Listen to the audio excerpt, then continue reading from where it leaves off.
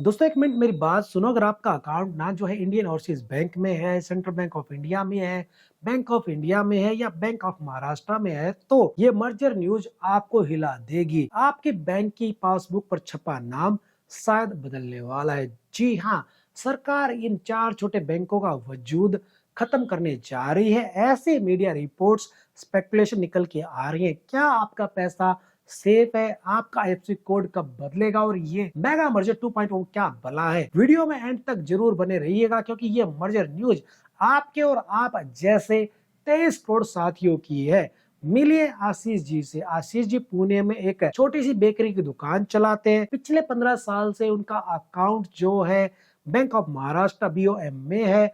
उनकी पहचान, उनके लेन देन सब कुछ उसी ब्रांच से जुड़ा है जहां वो मैनेजर को भी नाम से जानते। लेकिन एक दिन आशीष जी ने अखबार में खबर पढ़ी, बैंक ऑफ महाराष्ट्र का एक बड़े बैंक में मर्जर संभव है। वो घबरा गए।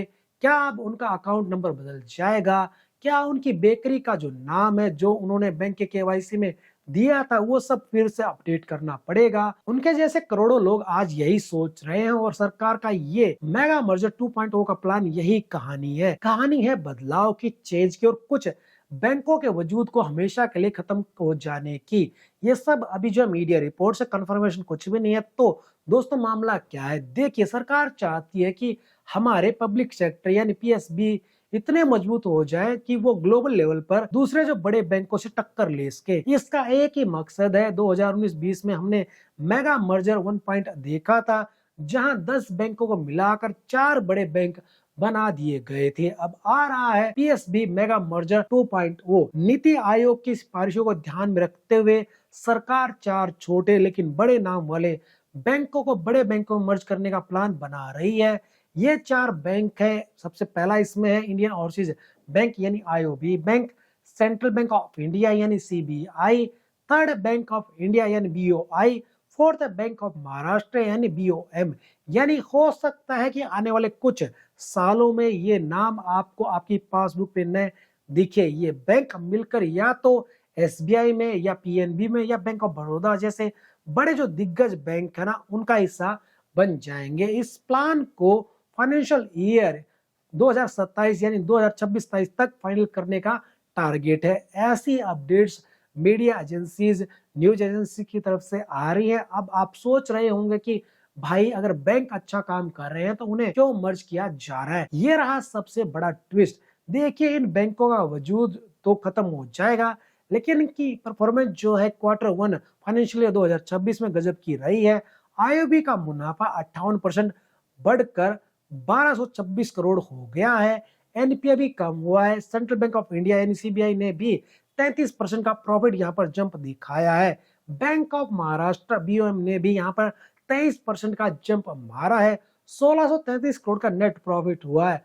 फिर भी मर्जर क्यों, ये सब सोच रहे हैं। दोस्तों बात सिर्फ मुनाफे की नहीं है, बात है साइज की। सरकार की नजर में बैंकिंग सिस्टम को बुलेट प्रूफ बनाने के लिए कुछ बड़े और मजबूत बैंक होने चाहिए हमारे देश में। छोटे छोटे बैंकों को संभालने से अच्छा है कि उन्हें विशाल बैंकों का हिस्सा बना दिया जाए, बड़े बैंक बना दिया जाए, ताकि उनकी रीच और ताकत बढ़ जाए। और हाँ, एक और जरूरी बात, इन बैंकों में सरकार की हिस्सेदारी स्टेक देखिए कितना ज्यादा है, क्योंकि सेबी का रूल कहता है कि 25% पब्लिक के पास होना चाहिए। अब दोस्तों यहाँ पर जान लेते हैं कि इन छोटे बैंकों में सरकार की हिस्सेदारी कितनी है। इंडियन ओवरसीज बैंक यानी आईओबी में 94.6%, सेंट्रल बैंक ऑफ इंडिया में 89.3%, बैंक ऑफ इंडिया में 73.40% और बैंक ऑफ महाराष्ट्र में 79.6% हिस्सेदारी है। जबकि सरकार का इतना पैसा लगा है तो मैनेजमेंट और मजबूती सरकार की पहली प्रायोरिटी होगी। और सेबी का रूल कहता है कि आप 25% शेयर होल्डिंग आपको जब पब्लिक में देनी होगी। अब आते हैं सबसे अहम सवाल पर, मेरे अकाउंट का क्या होगा?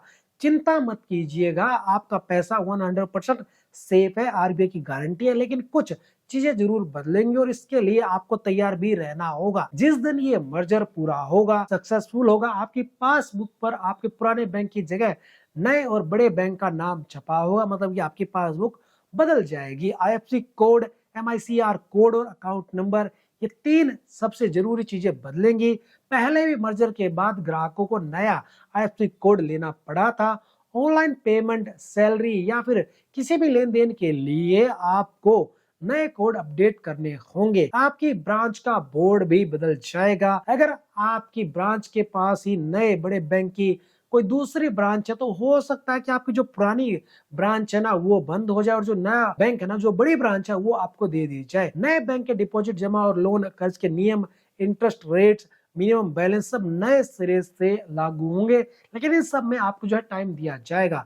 दोस्तों ये कोई छोटी बात नहीं है। अकेले सीबीआई के पास 8.21 करोड़ ग्राहक है, बीओआई के पास 7 करोड़ ग्राहक है और आईओबी के पास 4 करोड़ और बीओएम के पास 3.5 करोड़ ग्राहक है। यानी करीब 23 करोड़ से ज्यादा लोगों की बैंकिंग लाइफ में ये बड़ा बदलाव आने वाला है। तो दोस्तों ये था पीएसबी मेगा मर्जर 2.0 का पूरा कच्चा चिट्ठा। सरकार का मकसद साफ है, मजबूत बैंकिंग, मजबूत इकोनॉमी। अभी सिर्फ स्पेकुलेशन है, न्यूज है, कंफर्मेशन कुछ भी नहीं आई है। बदलाव हमेशा होते हैं। आशीष जी को भी शुरुआत में डर लगा था, लेकिन जब उनका बैंक एक बड़े और ताकतवर बैंक का हिस्सा बन जाएगा तो उन्हें और बेहतर डिजिटल सर्विस और देश भर में ज्यादा ब्रांचेस का एक्सेस मिलेगा, जो कि उनके लिए काफी यूजफुल हो सकता है। इसलिए घबराइए नहीं, बस इस न्यूज पर नजर बनाए रखिए। अगर आपका इन बैंक्स में अकाउंट है, अगर आपका अकाउंट इन 4 बैंकों में है तो अकाउंट में हमें जरूर बताइएगा।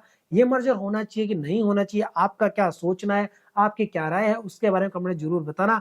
वीडियो को लाइक जरूर कर देना, अपने दोस्तों के साथ शेयर जरूर कर देना। इस टाइप की और वीडियो देखने के लिए चैनल को सब्सक्राइब जरूर कर देना। और हाँ, बिल्कुल भी घबराना नहीं है, क्योंकि ऐसी खबरें आती रहती, कंफर्मेशन होगा तब आगे के स्टेप आपको लेने हैं। तो दोस्तों फिर मिलते हैं नई वीडियो में, जब तक जय हिंद।